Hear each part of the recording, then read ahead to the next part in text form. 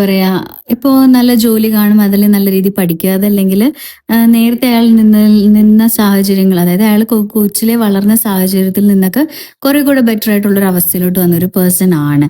അതായത് അയാൾ അയാളുടെ സ്വയം കഴിവ് കൊണ്ട് മാത്രം അയാൾ ആ ഒരു നിലയിൽ എത്തിയതും, അതുപോലെ തന്നെ അയാൾക്ക് കിട്ടുന്ന റെസ്പെക്ട് ഏത് തരത്തിലായിക്കോട്ടെ, അയാൾ ആൾക്കാരെ കാണുന്നതും അയാളെ തിരിച്ച് ആൾക്കാർ കാണുന്നതും ഒരു സമൂഹത്തിലൊരു വാല്യൂ, അല്ലെങ്കിൽ അതൊക്കെ അയാളുടെ സ്വന്തം സ്വന്തം പ്രയത്നഫലം കൊണ്ട് സംഭവിച്ചൊരു കാര്യങ്ങളാണ് അയാളിപ്പോൾ നിൽക്കുന്നത്. അപ്പോൾ നമുക്ക് ചിലപ്പോൾ നോക്കുകയാണെങ്കിൽ ഇതിൽ നിന്നൊക്കെ ഒരുപാട് ഡിഫറെൻ്റ് ആയിട്ടുള്ള ലൈഫ് സ്റ്റൈലും ലൈഫൊക്കെ ആയിരിക്കും. പക്ഷെ ഇയാളുടെ ഒരു ഇതുകൊണ്ട് മാത്രം ഇയാൾ ഈ ഒരു രീതിയിൽ നല്ല അയാൾ കുറെ കൂടെയൊക്കെ ബെറ്റർ ആയിട്ടുള്ളൊരു ലൈഫ് സ്റ്റൈലിലോട്ടൊക്കെ വന്നിട്ടുള്ളൊരു പേഴ്സൺ ആണ്. അതുകൊണ്ട് തന്നെ ഇവിടെ ഈ ഒരു പേഴ്സണ് ശരിക്കും പറഞ്ഞാൽ ഇയാൾ ഇമോഷണലി ഒറ്റയ്ക്കായിരുന്നു.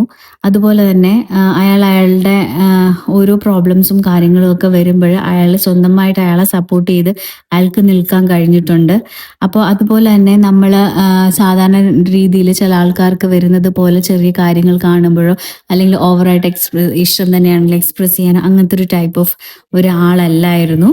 അതുപോലെ തന്നെ മറ്റുള്ളവരുടെ മുന്നിൽ, അതായത് ഒരുപാട് കഷ്ടപ്പെട്ടും അല്ലെങ്കിൽ അയാളുടെ സ്വന്തം പ്രയത്നം കൊണ്ടും വലുതായി വന്നത് കൊണ്ട് തന്നെ ആ ഒരു പേഴ്സൺ മറ്റുള്ളവരുടെ മുന്നിൽ യാചിക്കുകയോ അങ്ങനത്തെ ഒരു ടൈപ്പ് ഓഫ് ക്യാരക്ടർ ഒന്നും അല്ലായിരുന്നു. അങ്ങനത്തെ ഒരു എനർജി ഉള്ള ഒരു പേഴ്സൺ ആയിട്ടാണ് നമുക്കിവിടെ ഫീൽ ചെയ്യുന്നത്. നിങ്ങളുടെ ഒരു എനർജി എന്ന് പറയുകയാണെങ്കിൽ ഇതിൽ നിന്നും ഡിഫറെൻ്റ് ആയിരിക്കും, മനസ്സിലായോ? അതായത് എന്താ പറയാ, നിങ്ങൾക്ക് ചിലപ്പോൾ വലിയ സാമ്പത്തികമായിട്ടൊക്കെ നല്ല രീതിയിലും കുഴപ്പമില്ലാത്ത സാഹചര്യത്തിലൊക്കെ വന്നായിരിക്കും. പക്ഷെ മെന്റലി നമ്മൾ പറയുകയാണെങ്കിൽ നിങ്ങൾക്ക് നിങ്ങളുടെ ഒരു ട്രോമ ബേസ് ഒക്കെ തന്നെ ആയിരിക്കാം.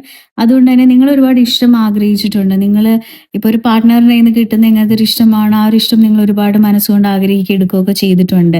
അപ്പോൾ അതുകൊണ്ട് തന്നെ നിങ്ങളില്ല, അതായത് ഈ ഒരു വ്യക്തി ഇല്ലാതെ നിങ്ങൾക്ക് ജീവിക്കാൻ പറ്റില്ല എന്നൊരു സ്റ്റേജ് ആയിരുന്നു, മനസ്സിലായോ?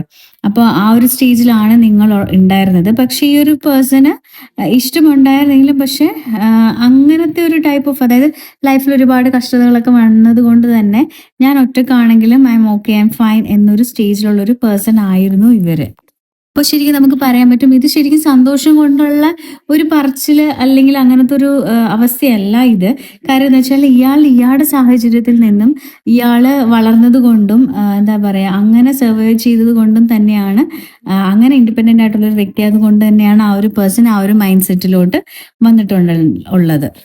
അങ്ങനെ വളർന്നത് കൊണ്ട് തന്നെ ഈ ഒരു പേഴ്സൺ ശരിക്കും പറഞ്ഞാൽ ഭയങ്കരമായിട്ടൊരു ഈഗോ കൺട്രോൾ ചെയ്ത ആളാണ്.